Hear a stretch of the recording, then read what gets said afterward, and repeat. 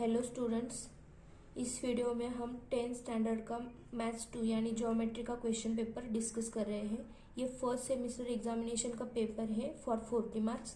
तो पहले ही मैंने क्वेश्चन 4 तक डिस्कस किया हुआ है, जिसके वीडियोस चैनल पे अपलोड किए गए हैं। तो चैनल पे मैंने 10th की एक अलग से प्लेलिस्ट बनाई है, आप वहाँ पे जाके सारे वीडियो चेक कर सकते हो। ठीक है, तो अब हम क्वेश्चन 5 डिस्कस करेंगे।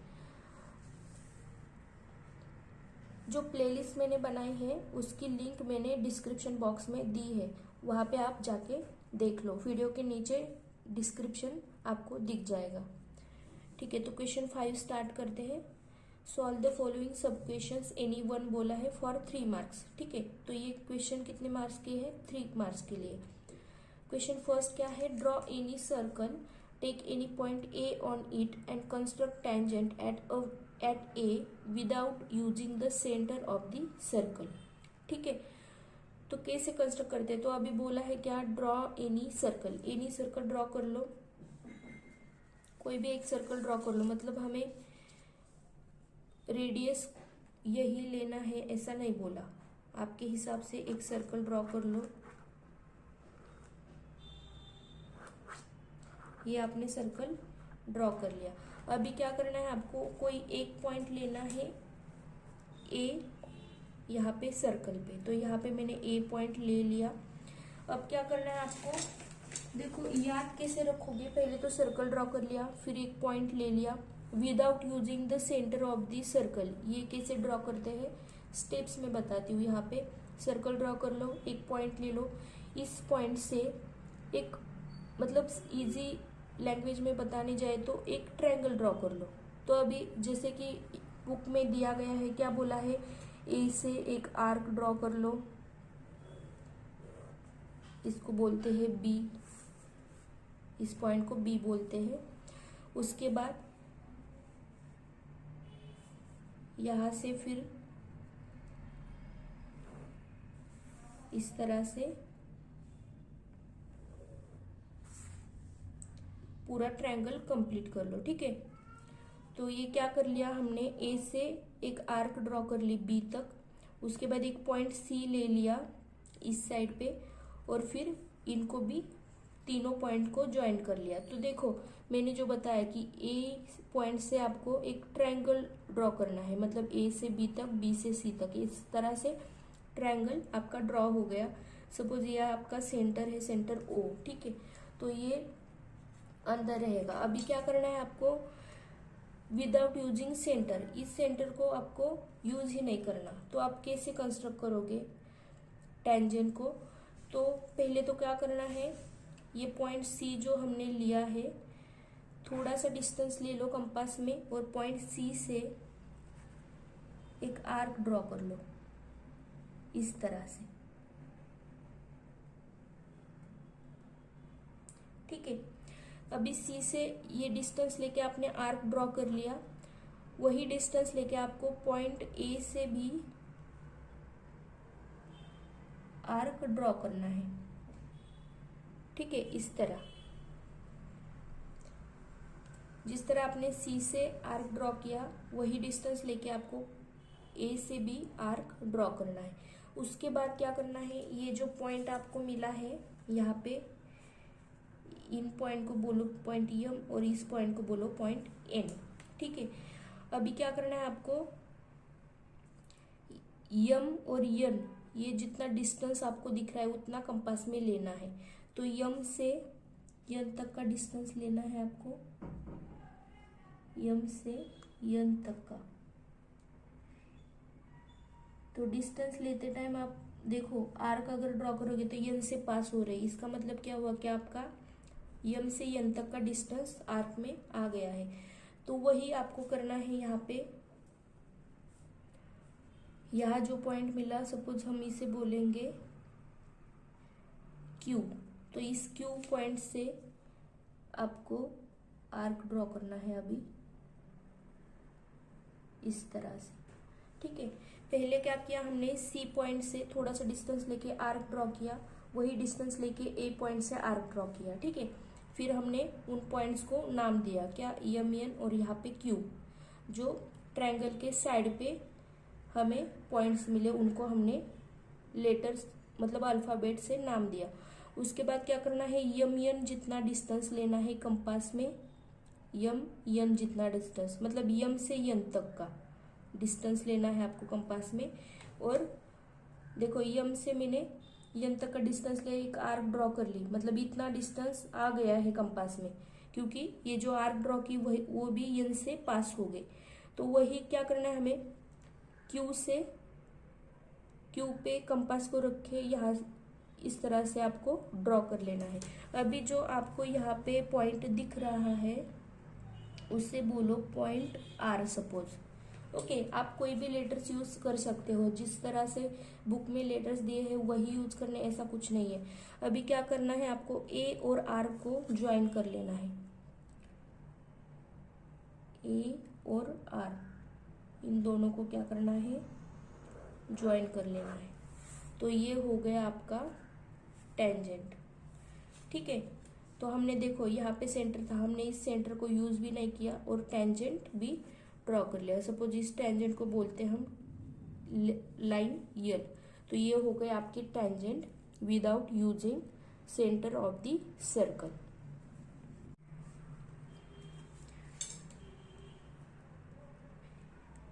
अब हम लास्ट क्वेश्चन डिस्कस करेंगे, क्वेश्चन 5 में से second question.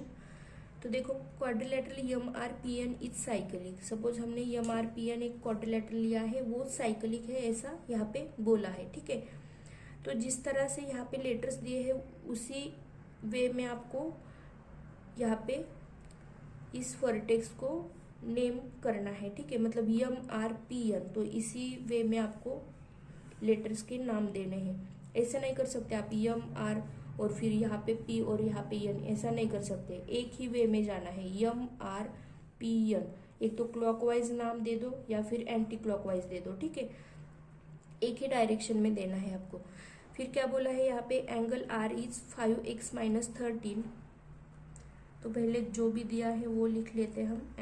Quadrilateral M R P N is cyclic, then angle R is equal to 5x - 13 degree और angle N is 4x + 4 degree. ठीक है, तो R और N कहाँ पे दिख रहा है आपको, यहाँ पे R और यहाँ पे N। तो क्या बोला है, find measure of R and N। तो देखो हमें पहले क्या बोला है, quadrilateral M R P N is cyclic. इसका मतलब क्या होता है, कोई क्वाड्रिलेटरल साइक्लिक है इसका मतलब होता है कि उसके जो ऑपोजिट एंगल्स होते हैं वो क्या होते हैं, सप्लीमेंट्री। तो वही प्रॉपर्टी या थ्योरम जो भी बोलो वो यहाँ पे हम यूज करेंगे। क्या, opposite angles of a cyclic quadrilateral are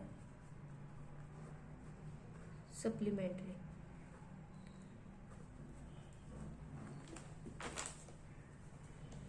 ठीक है, तो ये यूज करना है। तो इसका मतलब क्या होगा, जो अपोजिट एंगल्स है सप्लीमेंट्री मतलब उनका सम कितना होगा, 180 डिग्री। तो angle R plus angle N कितना आ जाएगा, 180 डिग्री। तो क्या दिया है एंगल आर वो लिख लो, 5x - 13 प्लस एन क्या दिया है, 4x + 4 is equal to 180 degree. तो ये जो सिमिलर टर्म्स है उनके एडिशन कर लो, 5x + 4x कितना होगा, 9x - 13 + 4। तो माइनस प्लस का क्या हो जाएगा, सब्सट्रैक्शन, और जो लार्जेस्ट नंबर है उसका साइन आएगा। तो -9 आ गया इज इक्वल टू 180 डिग्री। तो ये 9x और इस 9 को इस साइड लेके जाओ तो कितना हो जाएगा, प्लस हो जाएगा। 9x इज इक्वल टू क्या आ गया, 189। तो अभी x की वैल्यू निकालनी है तो 9 से इस साइड लेके आओ 9 को, तो वो क्या करेगा, डिवाइड करेगा। तो देखो 9 × 2 = 18, 9 × 1 = 9। तो x की वैल्यू क्या आ गई, 21 डिग्री। अभी हमें एंगल R और एंगल N निकालना है, तो वो वैल्यू हम यहाँ पे पुट करेंगे। 5x - 13 is equal to 5 21 - 13। तो ये सॉल्व कर लो। 5 × 21 कितना होता है, 105 - 13। तो ये कितना आ जाएगा, 92। तो एंगल आर की वैल्यू क्या आ गई है आपकी 92 डिग्री। उसके बाद आपको क्या फाइंड करना है, एंगल एन 4x + 4। तो x की वैल्यू पुट कर दो यहाँ पे 21 + 4, तो 4 × 1 = 4, 4 × 2 = 8 + 4, तो ये कितना आ गया 88 डिग्री। तो देखो 88 + 92 कितना होता है 180। तो ये हो गए हमारे दो एंगल्स। एंगल आर कितना आ गया है 92 डिग्री और एंगल एन इज 88 डिग्री। तो इस तरह से आपका सॉल्यूशन आ जाएगा यहाँ पे।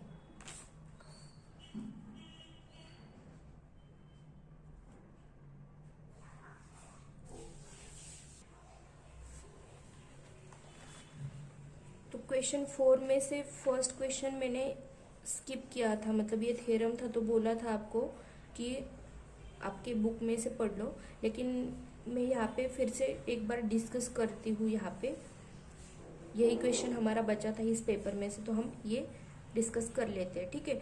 तो क्या बोला है, prove in a right angle triangle the square of the hypotenuse is equal to the sum of the square of remaining two sides, ठीक है। तो हमें प्रूव क्या करना है, टू प्रूव। अभी गिवन क्या है, सारी चीजें लिख लेनी है। गिवन क्या है, triangle ABC is a right angle triangle.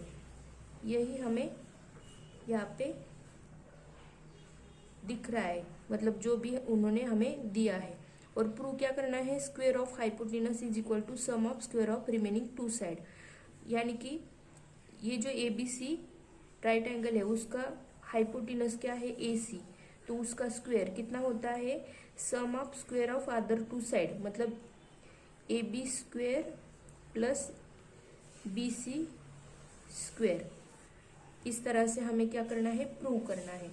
तो ये प्रूव करने के लिए हम क्या करेंगे, ABC ट्रायंगल है, ये BD साइड जो है मैंने, ये आपका कंस्ट्रक्शन है, मतलब आपको क्या कंस्ट्रक्ट करना है कि BD लाइन एक ड्रॉ कर लेनी है। तो कंस्ट्रक्शन में क्या आएगा, draw a perpendicular BD on side AC।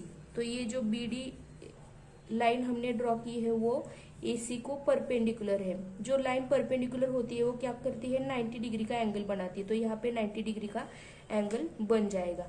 तो जैसे कि हमने एक थ्योरम सीखा है कि अगर आप राइट एंगल से, मतलब जहाँ पे राइट एंगल बन रहा है उस पॉइंट से अगर सामने वाले साइड पे यानी कि हाइपोटेनस पे अगर परपेंडिकुलर लाइन ड्रॉ करते हो तो जो दो ट्रायंगल फॉर्म होते हैं वो सिमिलर होते हैं एक दूसरे के भी, और जो आपका ओरिजिनल ट्रायंगल है उसको भी सिमिलर होते हैं। इसका मतलब क्या हुआ कि आप कैसे लिखोगे, triangle ABC is similar to triangle, अभी देखो B पे आपका राइट एंगल बन रहा है इसलिए मैंने B को बीच में लिया है।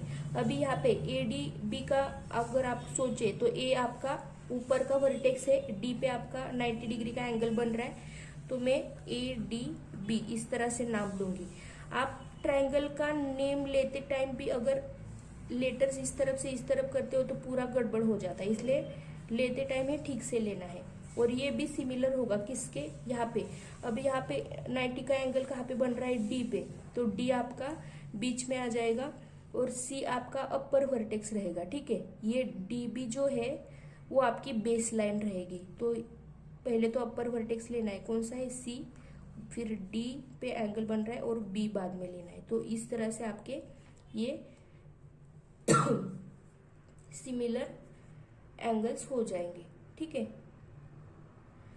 सॉरी, यहाँ पे क्या लेना है BDC, B आपका अपर वर्टेक्स रहेगा, DC आपकी बेस लाइन रहेगी, B D और C, ठीक है। तो ये हो गया आपके 3 ट्रायंगल। अभी क्या करना है आपको, दो दो की जोड़ी लेके सॉल्व करना है। तो पहले क्या लो, triangle ABC is similar to triangle ADB। ये एक ले लो जोड़ी, और दूसरी triangle ABC is similar to triangle BDC। ठीक है, अभी क्या होता है, जब दो ट्रायंगल सिमिलर होते हैं तो उनके करस्पॉन्डिंग साइड का रेशो इक्वल होता है। इसका मतलब क्या हुआ कि AB बाय, मतलब यहाँ की AB तो यहाँ पे AD लोगे आप, इनका रेशो, यहाँ की एक साइड यहाँ की एक साइड, उनका रेशो लेना है, is equal to BC by DB is equal to AC by AB। ठीक है, उसी तरह से यहाँ पे AB by BD is equal to BC by DC is equal to AC by BC। ये हो गया आपका सिमिलर ट्रायंगल की प्रॉपर्टी यूज करके हमें यहाँ तक मिल गई है इंफॉर्मेशन। ठीक है, अभी आपको क्या करना है, प्रूव क्या करना है, उस हिसाब से हमें ये रेशोज लेने हैं। हमें प्रूव क्या करना है, AC square is equal to AB square plus BC square.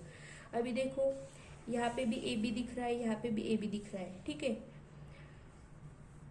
AB हो गया BC, यहाँ पे BC दिख रहा है, यहाँ पे BC दिख रहा है, ये साइड देख लो। ठीक है, तो जहाँ पे भी AB दिख रहा है वो साइड, वो दो रेशो ले लो, तो AB by AD is equal to ये रेशो। क्यों, हमने AB के लिए जो जहाँ पे AB दिख रहा है वो रेशो लेंगे हम, और BC के लिए जहाँ पे BC दिख रहा है वो वाले रेशो हम लेंगे, तो BC by DC is equal to AC by BC। अभी क्या कर लो, क्रॉस मल्टीप्लाई कर लो, तो देखो AB इंटू AB क्या हो जाएगा, AB स्क्वेयर, तो पहले तो मैं स्टेप बाय स्टेप ही जाते हैं हम, AC इंटू AD, यहाँ पे क्या आ जाएगा BC into BC is equal to AC into DC। ठीक है, अभी देखो AB इंटू AB क्या हो जाएगा, AB square is equal to AC into AD, और यहाँ पे BC square is equal to AC into DC।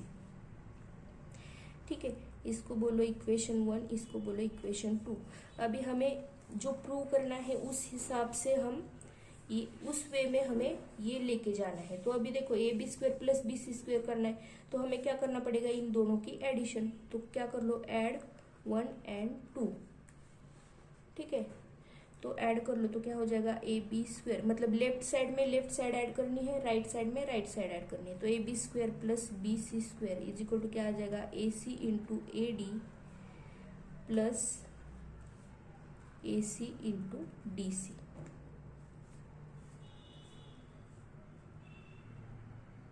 ठीक है, तो अभी यहाँ पे कॉमन क्या दिख रहा है, AC कॉमन दिख रहा है, तो उसे बाहर निकाल लो, AB square plus BC square is equal to AC common दिख रहा है इसलिए AC को हम बाहर लिखेंगे, अंदर क्या लिखेंगे, AD प्लस DC। तो अगर आप ऑब्जर्व करोगे तो AD प्लस DC को आप क्या लिख सकते हो, देखो AD प्लस DC टोटल क्या हो जाएगा, AC हो जाएगा, तो इसकी जगह आप क्या लिख सकते हो, AC लिख सकते हो। ठीक है, it implies AB square plus BC square is equal to AC, और अंदर भी AC आ गया, तो ये फाइनल क्या लिख सकते हो आप यहाँ पे,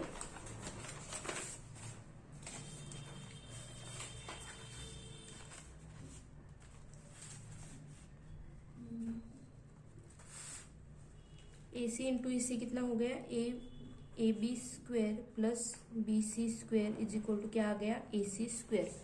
यही आपको क्या करना था, प्रूव करना था, तो आप लास्ट में क्या लिखोगे, हेंस प्रूव। ठीक है, तो ये थ्योरम ज़्यादा टफ नहीं है, बहुत इजी थ्योरम है, बस आपको ठीक से करते जाना है। पहले ट्रायंगल ड्रॉ करना है, कंस्ट्रक्शन आपका क्या होगा कि आपको B से AC साइड पे एक लाइन ड्रॉ करनी है BD, जो AC को परपेंडिकुलर होगी।